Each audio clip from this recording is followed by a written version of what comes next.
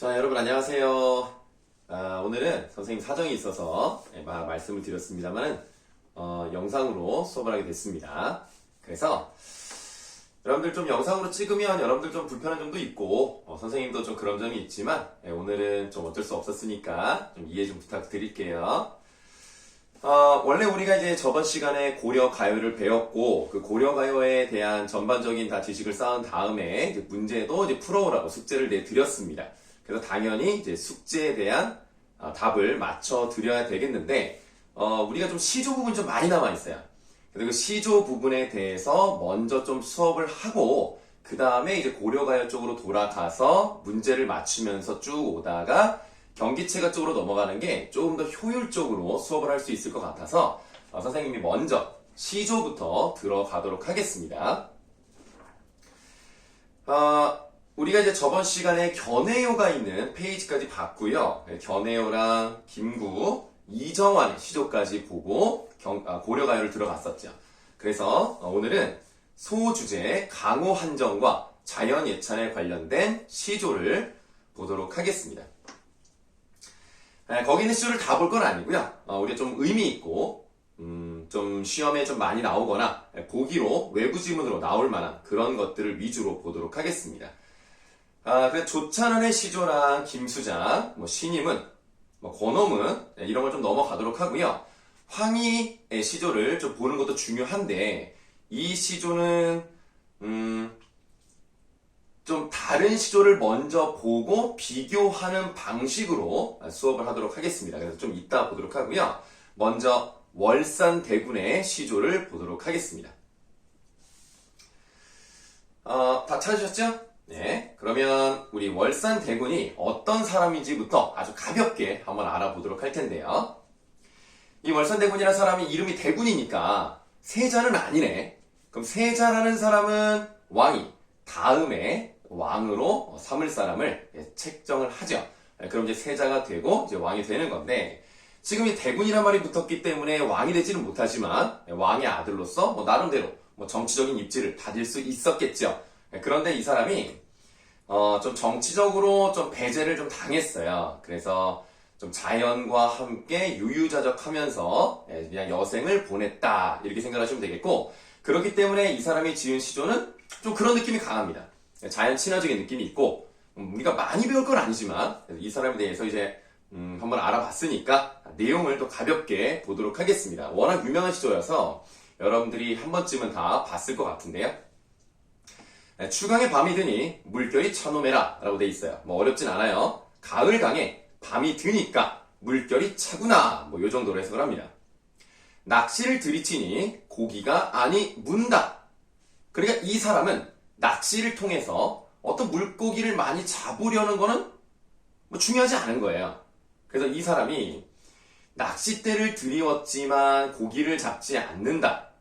흘러가는 대로 둔다. 라는 것은 자연과 함께 시간을 보내는 게 더 중요하다는 얘기겠죠. 그 다음에 중요한 게 좀 나왔습니다. 무심한 달빛이라는 말이 나왔는데요. 그 무심한 달빛에다가 메모를 하시고요. 선생님이랑 오랫동안 수업을 들은 학생, 또 그렇지 않더라도 좀 공부 좀 했다 하는 학생들은 고전을 공부할 때 무심이란 말이 나오면 좀 집중해서 보셔야 됩니다. 이게 지금 한자가 써있지 않습니다만 없을 무자에 마음심이라는 거죠. 그럼 우리가 일반적으로 생각하면 마음이 없다 이렇게 생각할 수가 있는데 사실은 마음이 없다라고 해석하면 문맥이 좀 맞지가 않아요. 그래서 어떻게 봐야 되냐면 욕심이 없다 이렇게 해석을 해야 됩니다. 밑에 보니까 잘 나와 있죠. 사심이 없다라고도 표현이 되어 있네요. 그러니까 개인적인 욕심, 뭔가 좀 잘 되고자 하는 욕구, 명예에 대한 갈망, 이런 것들이 다 빠져 있다는 겁니다.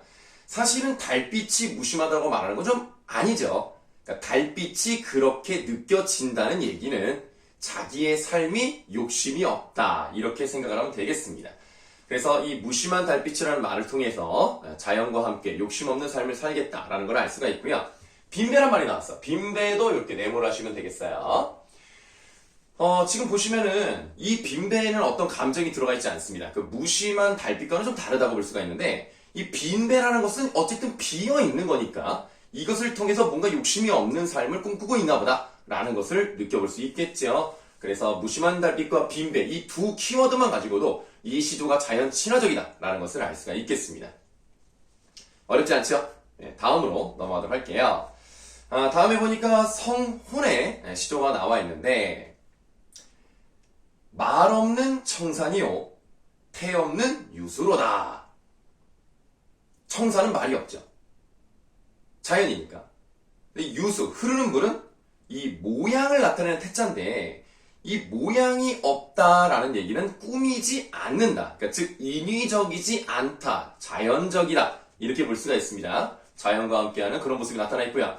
값 없는 청풍이요. 돈 주고 사지 않는 거죠. 누구나 즐길 수 있고요. 임자가 없는 명월이라. 그러니까 보시면 청산, 유수, 청풍, 명월. 좀 자연과 함께하는 그런 느낌이 그냥 나죠. 이 중에 병 없는 이 몸이 분별 없이 늙으리라 라고 되어 있는데 보니까 뭐 나눌 분, 뭐 나눌 별 이렇게 되어 있습니다. 그럼 요게 뭐 나누고 나누다? 이렇게 해석을 하시면 안 되겠죠. 그래서 고전에서 분별이 없다라는 내용이 나오면 뭐라고 보시면 된다? 걱정이 없다. 이렇게 보시면 되겠어요. 이거는 그냥 한번 이제 보시면 되겠는데 문장 구조가 밑에 나와 있습니다만은 비슷하게 흘러가고 있어요. 그래서 대꾸적인 표현이 사용되고 있구나. 이렇게 보면 되겠네요.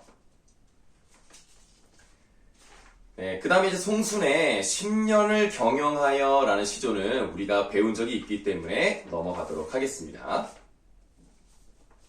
이연보의 시조 넘어가시면 되겠고요. 네, 조식의 시조는 좀 많이 유명합니다만은 그래도 한 번쯤 좀 보고 가야 될 것 같아서 요거는 좀 가도록 하겠습니다.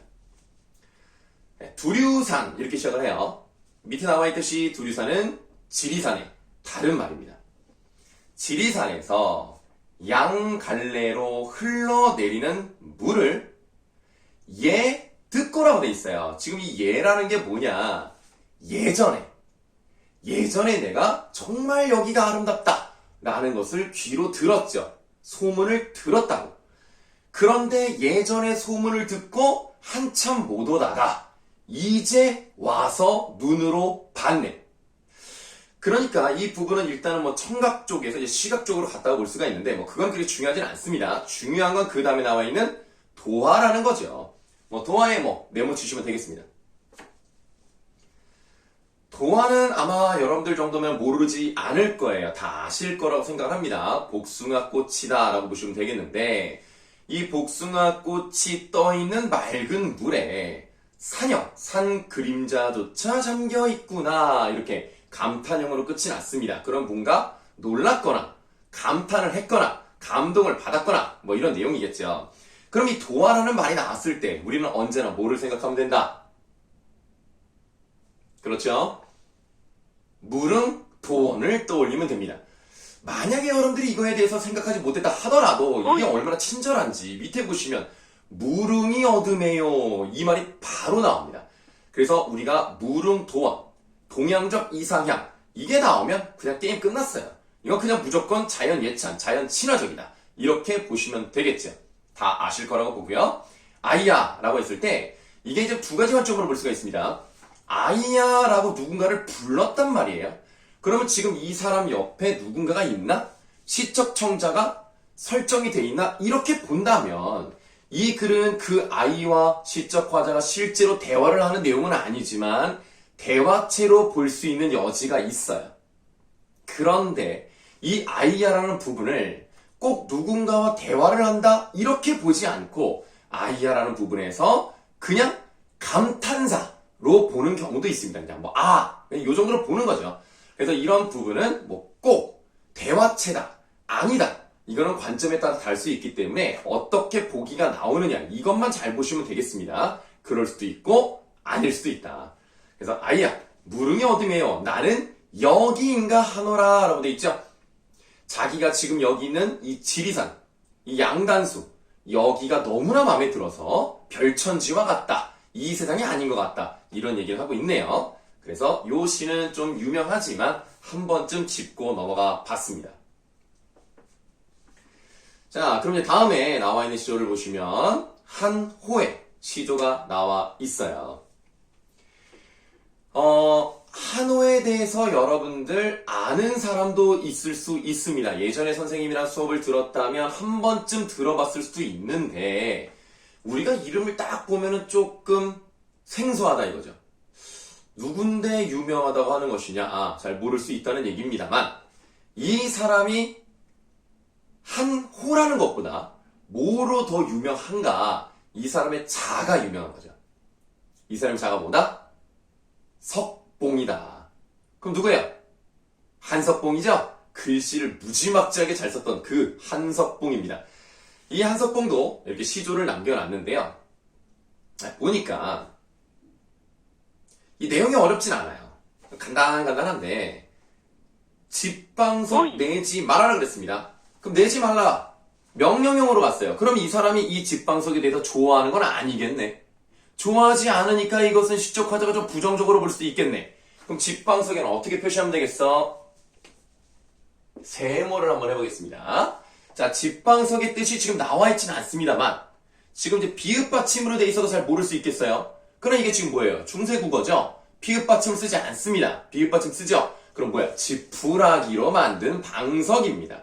그럼 지푸라기로 만든 방석이 자연적으로 만들어져요? 아니라고. 그러니까 사람이 직접 만드는 어떤 요소라고 보면 돼? 인위적인 요소다. 그런 인위적인 요소에 대해서 좋아하지 않는 거예요. 그래, 그걸 내지 마라. 그러면 집방석이 없으면 어딘가에 앉아야 될 거 아니야. 그럼 그게 어디에 앉으면 돼? 낙엽에는 못 앉으랴. 그럼 낙엽에도 앉을 수 있다. 서리법이 사용이 됐고 낙엽에다가 동그라미 치면 되겠죠. 그럼 지금 여기는 세모, 여기는 동그라미니까 어떤 관계를 가지고 있다? 대조되는 관계를 가지고 있고요. 그 다음에 문장 구조가 비슷하니까 대조뿐만 아니라 대꾸법도 사용되었다. 이렇게 볼 수가 있겠네요. 자, 낙엽엔줄 못 앉으랴. 앉을 수 있다. 자연적인 것을 좋아한다. 이 얘기네요. 솔불. 자, 솔불은 뭐다? 여기 나와 있네. 관솔불이라고 되어 있는데 뜻이 설명이 안 돼 있으니까 뭔지 잘 모르겠어. 자, 소나무가 있죠. 꼭 소나무가 아니더라도 그 나무를 보시면 그 진액이 흘러내립니다. 특히 소나무는 송진이라고 얘기를 합니다. 송진을 이렇게 엉긴다고 표현을 하죠. 이렇게 뭐 막대 같은 거에다가 이렇게 돌리면 엿이 막 이렇게 이제 되는 것처럼 이렇게 두꺼워지겠죠. 거기다가 불을 딱 붙이면 밝아진다. 이 얘기라고 보시면 되겠습니다. 네, 그래서 여러분들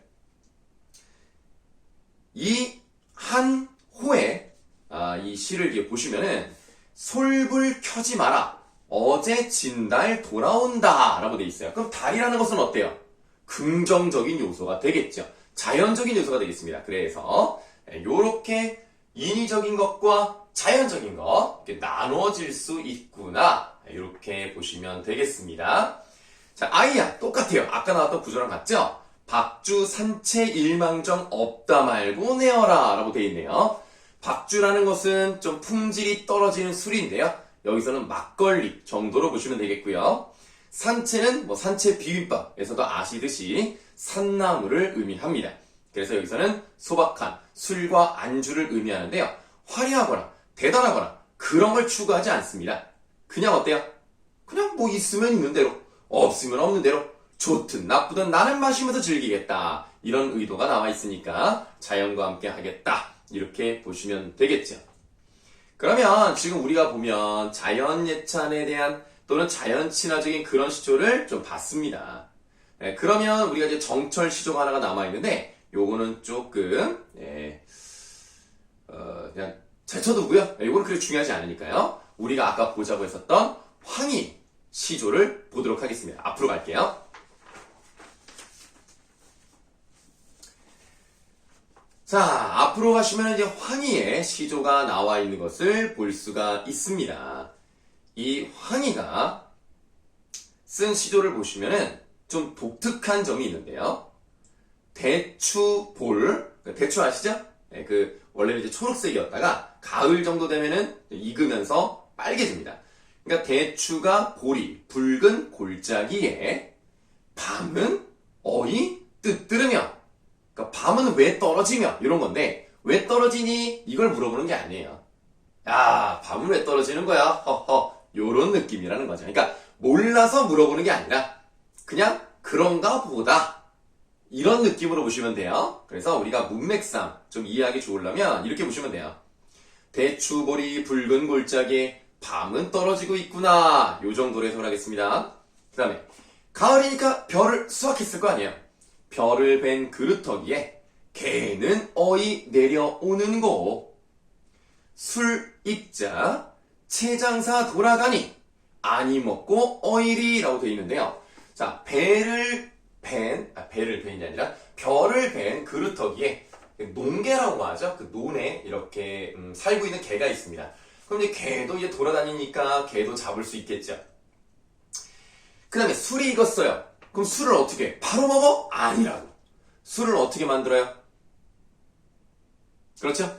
술은 과일이나 곡식을 발효를 시켜야 된다는 거죠. 발효를 시키면 당연히 그 사이에서 뭐 탄산도 나오고 어떤 맛도 나오고 찌꺼기도 많이 나온다는 거예요. 그걸 그냥 먹을 수 없잖아요. 그래서 그걸 이제 뒤집어서 체에 걸러서 그거를 마셔야 되는데 지금 체 장사가 돌아갔으니까 이미 체를 통해서 걸렀다는 의미가 들어가 있는 거죠. 그래서 그렇게 체 장사 돌아갔으니까 안 먹고 어쩌겠느냐, 먹어야겠다, 이런 얘기라고 보시면 되겠습니다. 그래서 이거는 그 밑에 나와 있듯이 풍요로운 가을 농촌의 흥취가 나타나 있다, 이렇게 생각을 하시면 되겠어요. 그럼 뭐가 중요한가 한번 써보도록 하겠습니다. 이 글은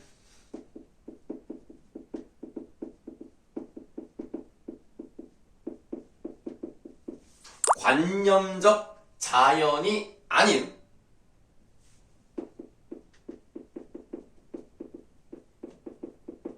현실적이며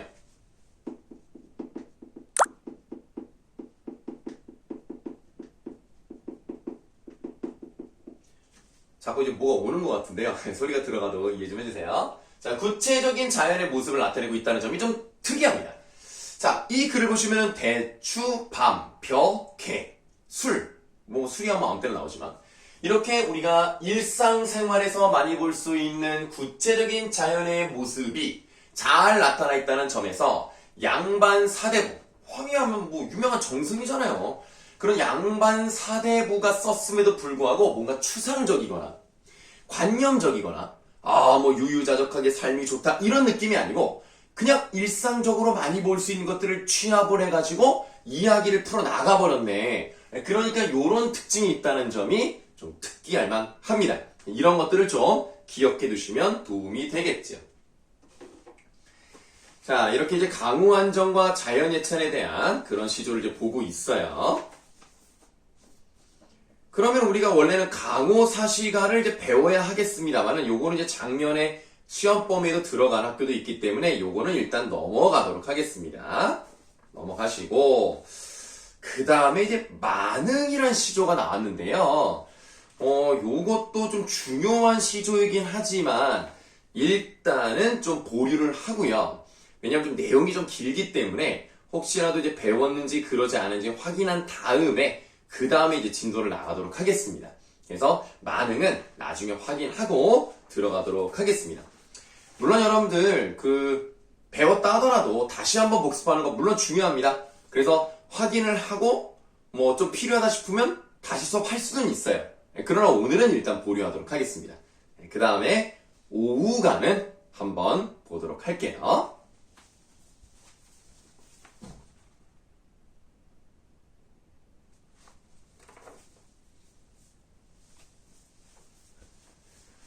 자, 여러분들 지금 영상으로 수업을 듣고 있는데 뭐 좀 불편할 수 있겠습니다만 뭐 그래도 괜찮죠? 뭐 좋은 점도 있을 거라고 생각을 합니다. 지금 이 영상을 시간에 맞춰서 링크를 이제 보냈고 그 링크에 맞게 여러분들이 좀 수업을 10시까지 잘 들어주셨으면 좋겠습니다. 다른 때 듣지 마시고요. 그냥 있는 이 시간에 듣는 게 제일 좋다고 생각을 합니다. 그래서 지금 여러분들이 이 수업을 잘 듣고 있다. 그러면 뭐 사람보다 조금씩 뭐 한 1, 2분 정도 차이 날 수는 있겠습니다만 지금 선생님 카톡이나 문자로 잘 듣고 있는지 연락 한 번씩 해주세요. 지금 그냥 보내세요. 네. 그래 여러분들이 어떻게 하는지 좀 확인 좀 할 수 있을 것 같습니다. 자, 그러면 이번에는 다음에 또 다른 윤선도의 작품인 오우가를 보도록 하겠습니다. 요거는 자연을 즐기는 내용은 아니에요. 요거는 자연을 통해서 어떤 가치관을 끌어내고 그런 것에 대해서 예찬하는 내용이다. 이렇게 보시면 됩니다. 한자 요 정도는 아시죠? 다섯 오자에 벗우자에 노래 가자니까 다른 다른 벗이래다. 다섯의 다섯 벗에 대한 이야기다. 이렇게 보시면 되겠죠. 뭐 윤선도 하면 자연 친화적인 시조를 많이 썼던 사람이니까 한 번쯤 다 기억하고 계실 겁니다. 바로 들어가 볼게요. 네 벗이 몇이나 하니 수석과 송죽이라. 한자 보시면 그대로 나오죠. 자기 친구에 대해서 사람이 아니었어. 물과 돌과 소나무와 대나무였죠. 오우간데 선생님 4명밖에 안 나왔습니다. 이거 어떻게 된 거예요? 하나가 남았죠. 그게 바로 뭐예요? 중장에 나와 있는 달입니다. 동산에 달 오르니 그이 더욱 반갑구나. 어이구 많이 반가운가 봐. 달을 많이 좋아하나 본데. 두어라 이 5밖에 또 더해서 무엇하겠느냐 라고 돼 있어요. 보시면 더 이상 필요 없다. 난 이 정도면 만족한다. 그래서 두어라 라고 표현이 돼 있고요. 뭐 약간 뭐랄까 더 이상 욕심을 부리지 않고 이 정도면 충분한 어떤 동양적인 자족관 뭐 이런 게 나왔다고 보시면 되겠어요. 이 5밖에는 또 더해서 무엇하겠니 하니까 자족 스스로 만족하는 자세가 나왔어. 자족에다가 동그라미 하세요.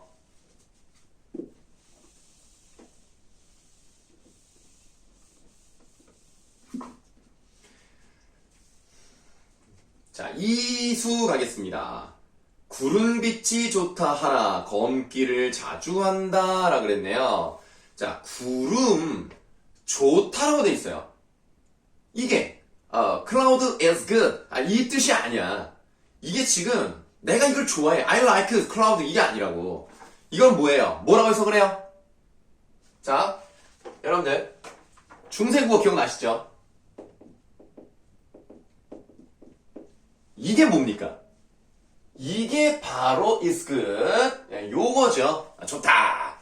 그럼 지금 여기 써있는 뭐 이렇게 쓰든지 뭐 단모음을 쓰든지 그냥 이렇게 쓸게요. 자, 요게 바로 뭡니까?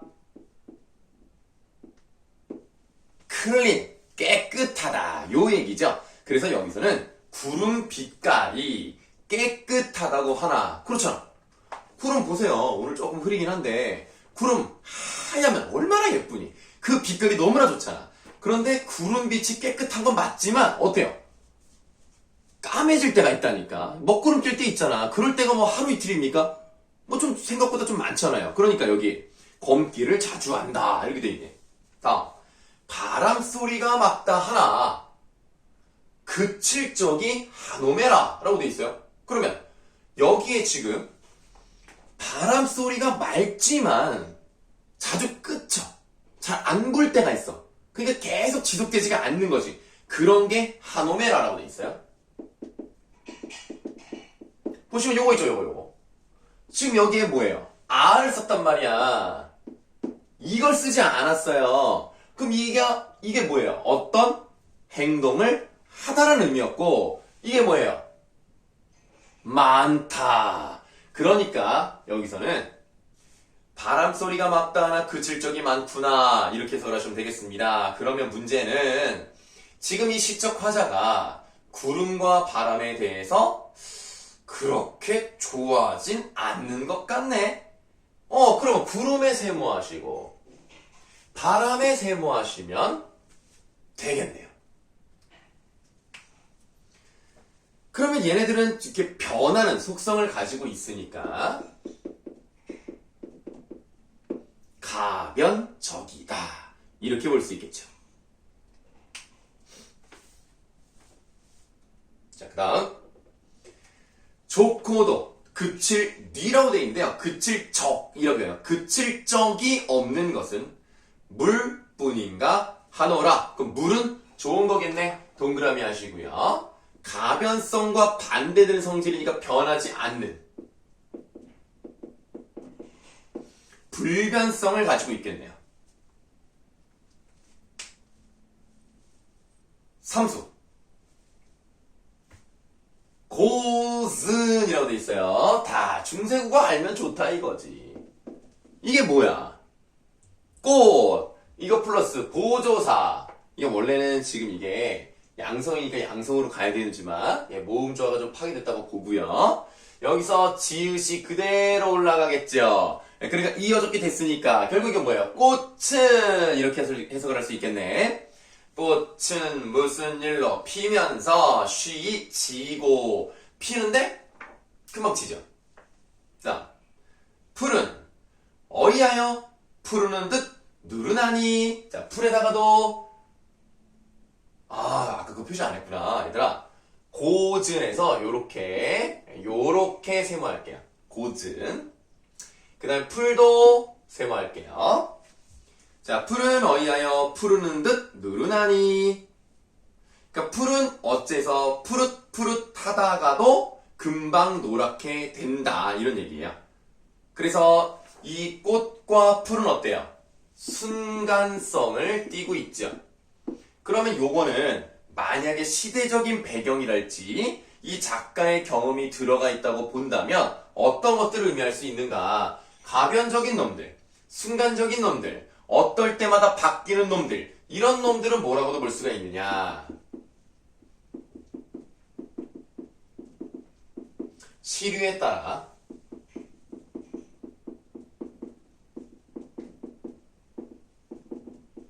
쉽게 변절하는 소인배들의 태도를 나타낼 수 있겠구나.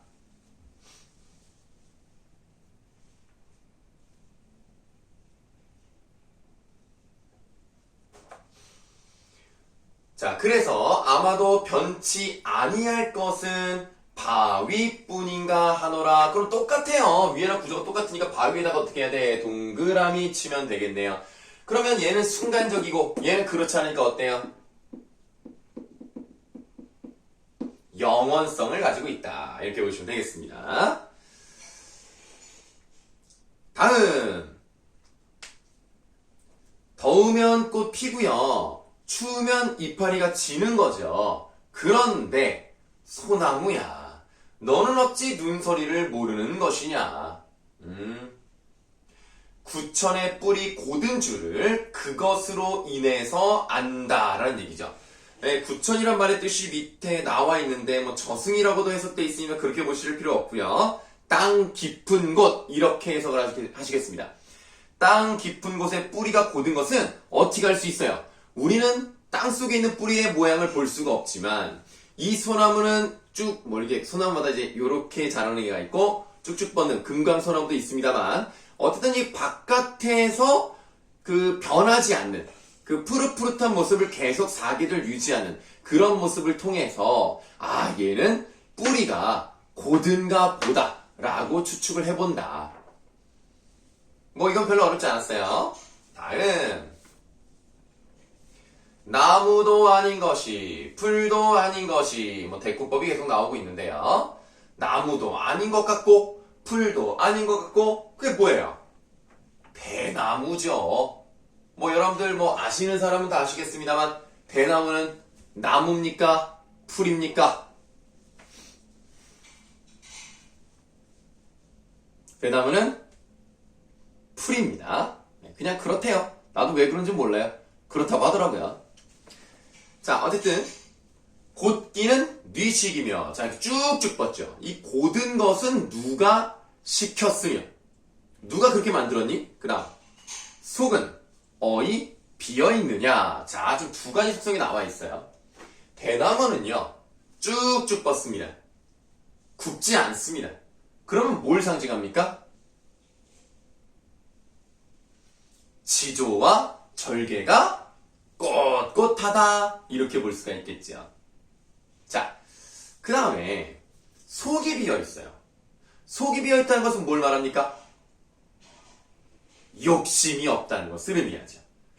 겉으로 봤을 때는 꼿꼿하고요. 속으로 봤을 때는 욕심이 없으니까 얼마나 청렴하고 고든 선비의 그런 속성을 가지고 있습니까? 그래서 그런 것을 예찬하는 노래이구나. 저렇게 사시에 푸르니, 사계절 내내 푸르니 그를 좋아하노라 라고 되어 있네요. 그래서 대나무의 변함없는 지조에다가 동그라미. 자, 이제 하나 남았네요. 작은 것이 높이 떠서 만물을 다 비치니. 자, 달 얼마나 커요? 요만하죠? 500원짜리만 하죠? 작은 것이 높이 떠가지고요, 온 세상을 다 비칩니다. 밤중에 광명이 너만한 이가 또 있느냐? 너라고 표현했으니까 뭐예요? 의인화가 되어 있고요. 너만한 이가 또 있겠느냐라고 했으니까 없다는 얘기네. 설의법이 사용이 되었다. 이렇게 보시면 되겠습니다. 그런데 이 달은요, 온 세상을 비추니까 많은 사람들의 모습을 본단 말이에요. 그러면 그 사람들의 사생활, 어떤 비밀, 감추고 싶은 것들, 이런 것들을 달이 다 알잖아. 알면서도 말을 해? 안 해. 그러니까 이 달은 어떤 특성을 가지고 있다? 떨어뜨렸네. 어떤 특성을 가지고 있다?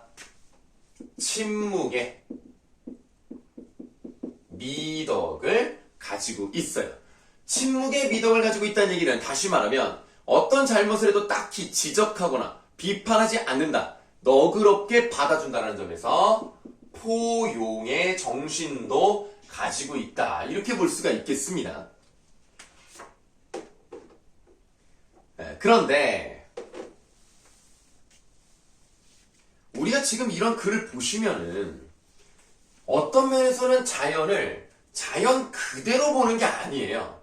그냥 있는 그대로의 자연을 얘기한다기보다는 그 자연 속에서 인간이 얻어내야 할 교훈이라든가 자기가 추구하는 유교적 가치관을 끄집어낸다든가 이런 식으로 자연을 얘기하고 있거든요. 그래서 그런 걸 뭐라 그러냐면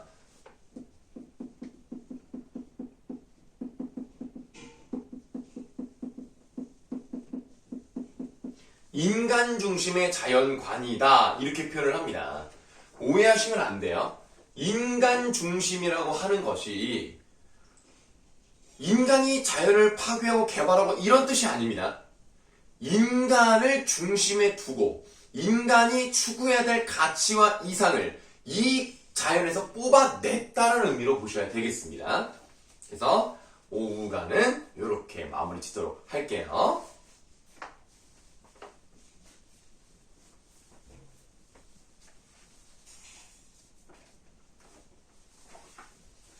자, 여러분 잘 듣고 있습니까? 네. 자, 그럼 칠판 좀 지우고요.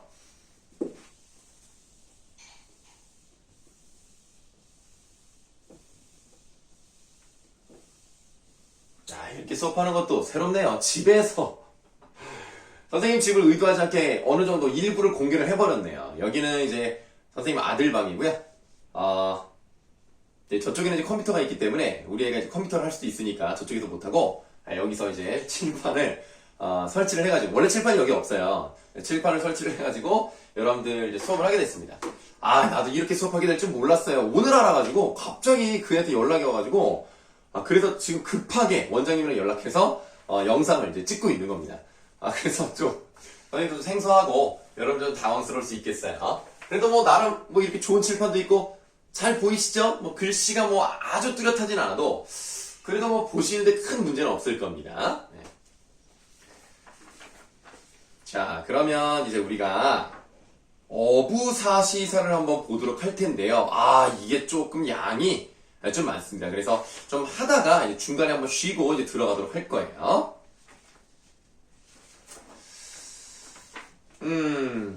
이것도 윤선도입니다. 근데 윤선도가요, 시조를 참 잘 쓰는 사람이란 말이에요. 그러니까 원래 그렇잖아요. 원래 잘하던 사람은 기본적인 형식을 파괴를 해도 칭찬을 들어요. 야, 역시 파격적이야. 이런단 말이야. 뭐 유명하지도 않은 사람이 파괴를 하면 얘 뭐야? 지가 뭔데? 이런 얘기를 들을 텐데 윤선도는 다릅니다. 그래서 좀 특이한 시조를 쓰는데요. 우선 우리가 뭐를 보시냐면 그 어부사시사의 한자를 보시면 어가 고기 잡을 어자입니다. 부가 아비 부자예요. 그러면 고기 잡는 아버지 이렇게 해석을 하시면 안 돼요. 원래 여러분들 직업적으로 고기를 잡는 사람은 이렇게 산에 부자를 씁니다. 근데 여기 아비 부자를 썼다는 것은 뭐냐면 고기를 잡는 것을 생계로 삼지 않는 유유자적하게 즐기는 그런 사람을 어부, 아비 부자를 쓰는 어부를 씁니다. 자, 그 어부 사계절에 대한 이야기예요. 그래서 아까 우리가 그냥 넘어갔습니다만 강호사시가는 자연 속에서 사계절이기 때문에 몇 수가 나왔어요? 4개의 수밖에 안 나왔어요. 근데 얘는 4개가 아니라 40개예요. 정말 길어요. 그래서 어디에도 어떤 교과서에도 또 어떤 문제집에도 40개가 다 나오는 경우는 선생님이 직접 본 적이 없습니다. 뭐 어디 있을 수는 있겠습니다만 그 정도로 양이 많아요. 그래서 우리가 그거를 다 볼 필요는 없고요. 기본적인 형식만 알고 몇 군데만 보고 넘어가는 걸로 하겠습니다. 40수라고 했기 때문에 봄, 여름, 가을, 겨울로 갈 거 아니에요. 봄, 열수, 여름, 10개 요렇게 봄, 여름, 가을, 겨울 총 40수가 나와 있습니다. 근데 그 40수가요. 어느 정도의 통일성을 가지고 있어요. 그게 무슨 말이냐면 원래 시조라는 거는 3줄이죠.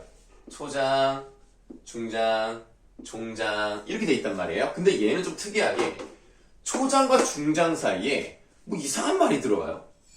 블라블라블라 뭐가 들어가고요. 그 다음에 중장과 종장 사이에 또 뭐 블라블라블라 뭐가 들어간다는 거예요. 그래서 얼핏 보면 시조가 아닌 것 같아요.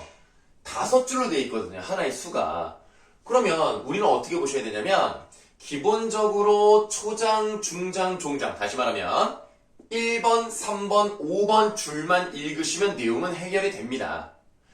근데 여기에 파란색, 여기에 빨간색으로 했다는 것은 새롭게 들어가는 애들도 성격이 또 다르다는 얘기예요.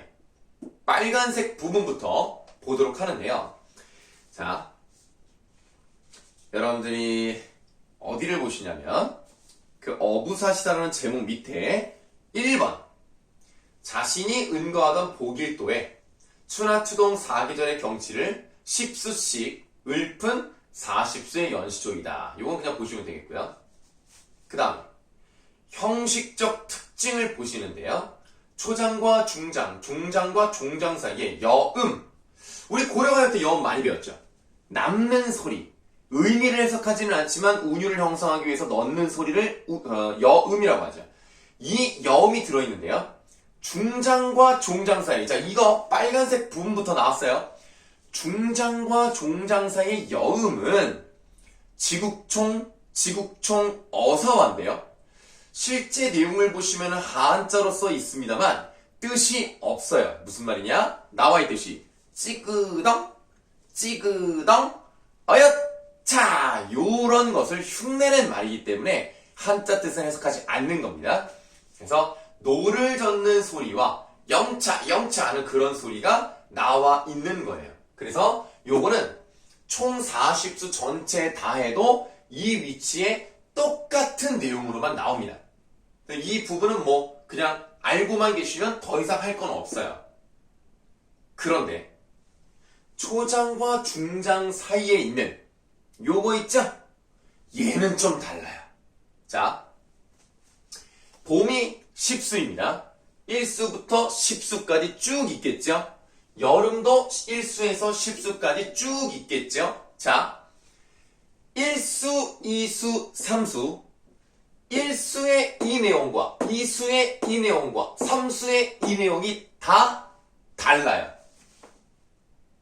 어떻게 다른가 보세요. 우리가 지금 읽은 부분에서 그 표같이 생긴 거 조그맣게 있죠? 1수는 뱉더라 이렇게 나와 있어요. 그러니까 1수의 요 부분에 배 띄워라가 나오고요. 2수의 이 부분에 닷들어라 배가 정박을 하려면 이 닷을 내려야 정박을 할 수 있죠. 닻을 들어 올려야 배가 출항을 할 수 있습니다. 닻을 들어 올렸죠. 그 다음에 돛달아라. 돛담배 아시죠? 돛담배의 돛. 이 바람 불면 바람이 맞고 앞으로 가야 되는 그 돛을 달아야 돼요. 그 돛을 달아라. 이어라 이어라. 이거는 저라 저라.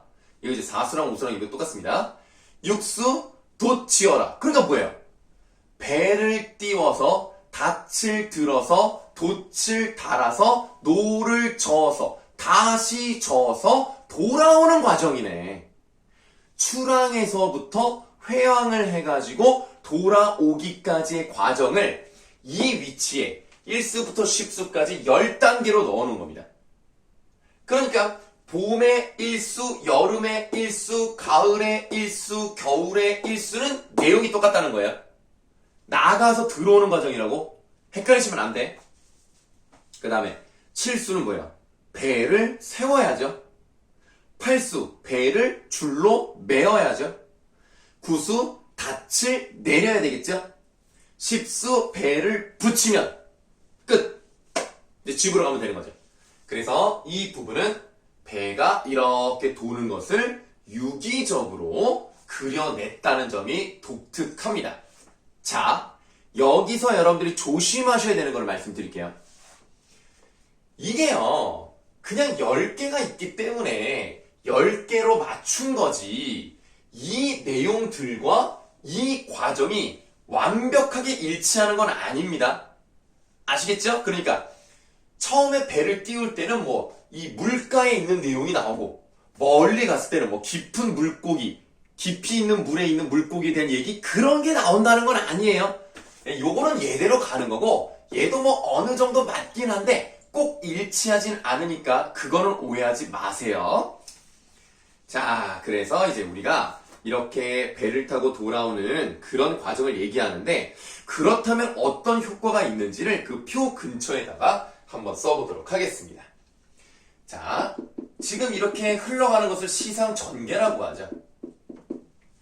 시상전개가 어때요? 야, 이거 진짜 그럴듯한데? 정말 배를 타고 나갔다가 들어오는 것 같은데? 라는 생각이 든단 말이야. 그러니까 시상전개에 사실성을 부여해주는 역할을 하고요. 그리고 시조가 워낙 기니까 좀 지루할 수 있거든. 그런 것들을 어때요?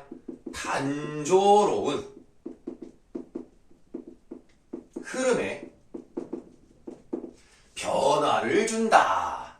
요런 것들은 좀 알아내야 되지 않을까요? 우리가 그래도 좀 대김포 아래태 학생들인데 이거 모르면 안 되죠. 아셔야 되겠습니다.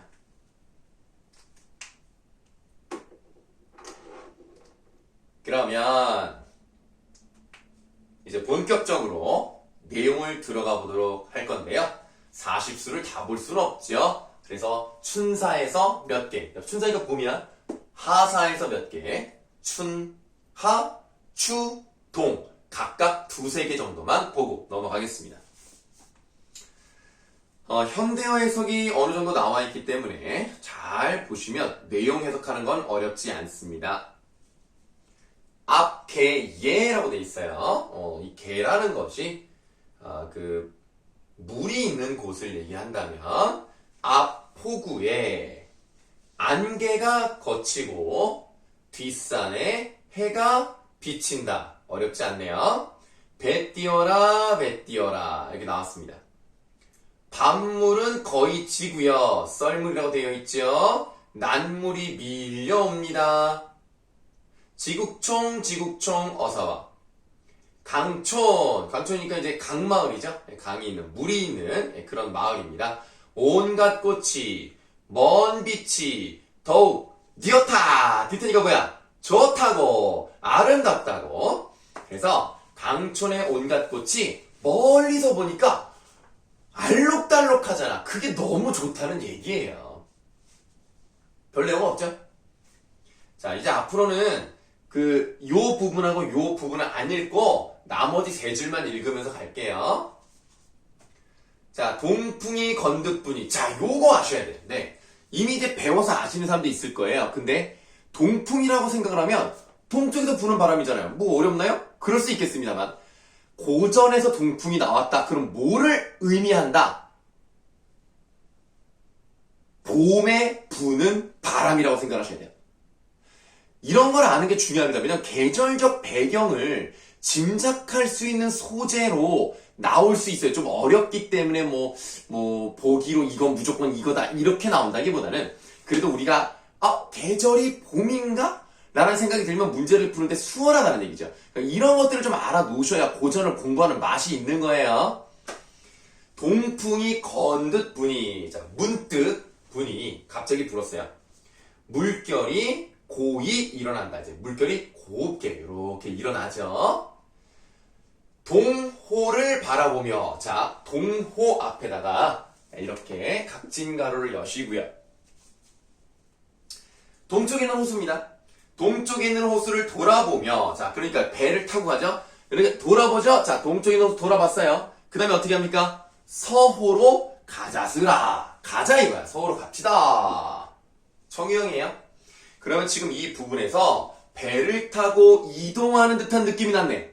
그러니까 지금 여기서는 어떤 이미지가 나타났어? 동적 이미지가 나타났다. 그럼 여러분들 생동감 느껴지지 않아요? 뭔가 이 사람이 탁 지나가면서 즐기면서 흥취를 느끼면서 가고 있다. 뭐 이런 느낌 나지 않습니까? 그러니까 이 부분을 뭐라고 보셔야 되냐? 화자의 흥취를 효과적으로 제시했다. 화면 밖에 나간 거 아니죠? 자, 제시했다. 이렇게 보시면 되겠습니다.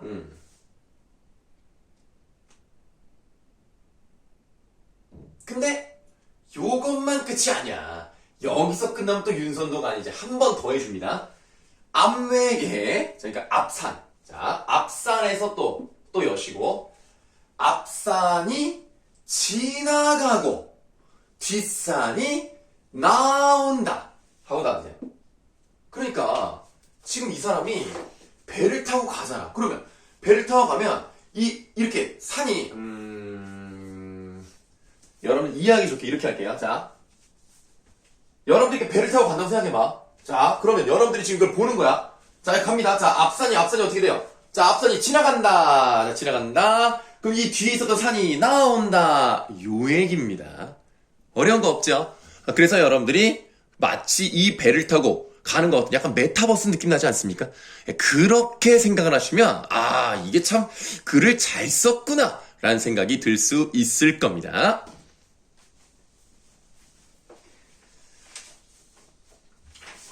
그래서 거기도 써 있잖아요. 그 밑에 종장이 배를 타고 앞으로 나아가는 속도감을 느끼게 한다. 이렇게 잘 나와 있네요.